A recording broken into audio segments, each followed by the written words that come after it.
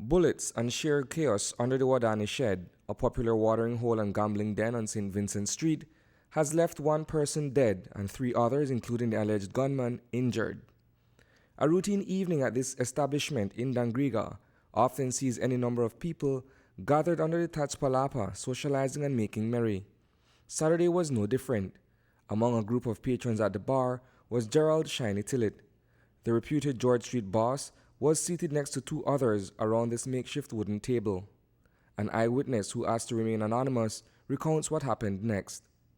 I was sitting on my veranda and then I saw a young man came in full black, stood behind him, took out a gun and started fire a shot. The indiscriminate gunfire left Tillett mortally injured when a round from the salvo penetrated his temple. A second unnamed onlooker also shares her perspective of the deadly shooting. We usually sit on the veranda, but at first we was just sitting and looking around, and suddenly we heard a noise, but we thought it was pop shot. But after realizing it was not pop shot, and we saw, like, when they shoot, you got like a reflection on the bullet, like what light. So we saw the light, so we said, okay, now don't pop shot, the gunshot. By then, the attacker was already attempting to flee the scene. He then ran, the gunman ran, which then after that, Mr. Tillett fell on the table, bleeding from his head. After that, he fell on the ground. But while he was on the ground, everybody else went around, they start to scatter, not knowing that two other persons along with Mr. Tillett got shot and fell on the ground as well. The other men, identified as 46-year-old David Rodriguez, proprietor of Wadani Shed, and 37-year-old Carlos Sharp, were both shot at close range to the chest. When we realized that in fact only the gunman was shooting, someone else was shooting at the same time, right? So nobody literally can go wrong there. So now after the gunshot ceased down, that then we see one of the young man, Carlos Sharp, he came and he fall and he holler for help, make someone help him. But at the time, we never know that the boy is Shiny. Me got shot already. But after all of that, when we see he get shot, but you may know that he done dead because the bullet, the middle of his head, he get a bullet.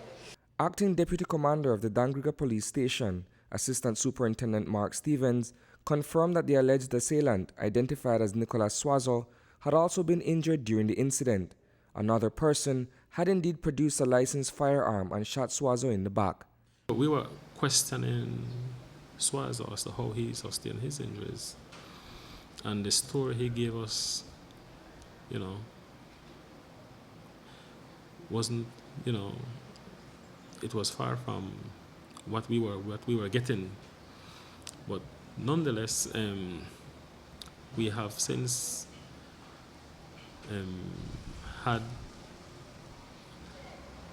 someone confirm to us that they were the one who had shot him, and he was shot when he was shooting those three guys in fear for the life of the three that were being shot, which is the Tillett, Sharp, and Rodriguez. Someone who was at the shed with a licensed firearm drew his firearm and shot the shooter. And so that was how that fourth person come about. Details of the deadly attack having been thoroughly explained, the most salient question is why. What is the motive behind the gangland execution of Gerald Shiny Tillett? The most obvious, presumably, seems to be a long-standing feud between the George Street Gang and the Southside Gangsters, SSG, bitter rivals with a history of enmity that goes back several years. Suazo's profile includes his affiliation with SSG.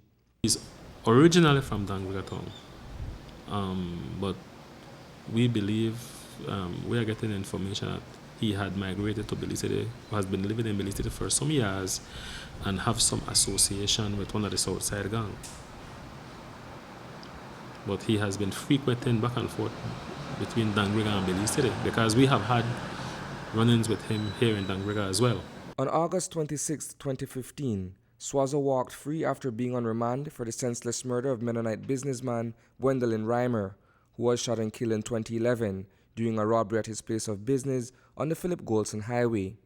Tillett, on the other hand, was one of several known leaders within the hierarchy of the George Street Gang. He rose to prominence as head of the criminal outfit when Shelton Pinky Tillett, the then leader of George Street, was dispatching a hail of bullets almost 4 years ago to date.